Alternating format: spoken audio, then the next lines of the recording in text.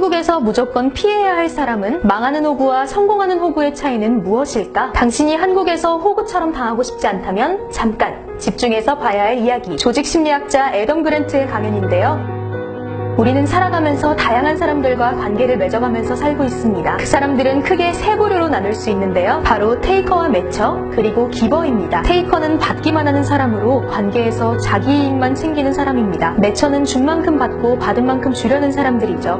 대부분의 사람들은 매처라고 합니다. 마지막 기버는 주기만 하는 사람을 뜻하는데 흔히 한국에서는 호구라고 부르곤 합니다. 조직심리학자 애덤 그랜트는 강연에서 대부분의 기업과 단체에서 가장 성과를 못 내는 사람들은 모두 기버, 즉 호구였다고 합니다. 왜냐하면 받은 것 이상으로 선의를 베풀기 때문에 항상 시간과 물질적 손해를 보고 있기 때문이죠. 그렇다면 가장 성과를 잘 내는 사람은 어떤 사람일까요? 많은 사람들은 매처라고 생각할 수 있습니다. 하지만 매처는 항상 준 만큼 받으려고 하다 인간관계를 거래로 만들어버리는 경우가 많습니다. 그 결과 상대방과의 진심이 무너져 관계를 지속하기 어렵게 만들기도 하죠. 의외로 가장 성과를 잘 내는 사람 또한 기버에 속한다고 합니다. 어떻게 가장 성과를 못 내는 사람도 기버이고 성과를 잘 내는 사람도 기버일 수 있을까요? 애덤 그랜트는 그의 책 기브 앤 테이크에서 이에 대한 해답을 내놓습니다. 성공하는 기버는 자신을 이용하려는 테이커를 멀리하고 도와줄 사람들을 찾아 기꺼이 돕습니다. 자신의 이익만을 챙기는 사람에게 한 번은 몰라도 절대로 그 이상은 도와주지 않죠.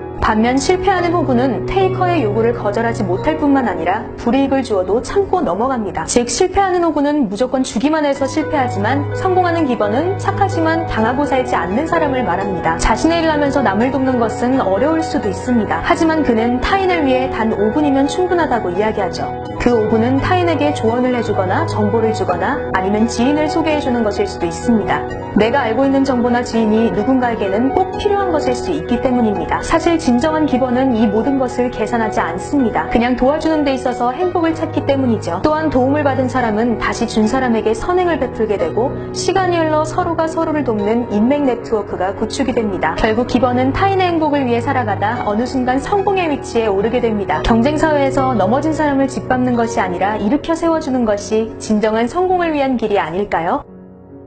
애덤 그랜트의 성공하는 관계를 만드는 방법에 대한 강연을 한국에서 꼭 피해야 할 사람을 알고 싶은 사람, 사회생활을 하고 있는 직장인, 마지막으로 누군가를 도와주는 것이 어색한 사람에게 강력히 추천합니다.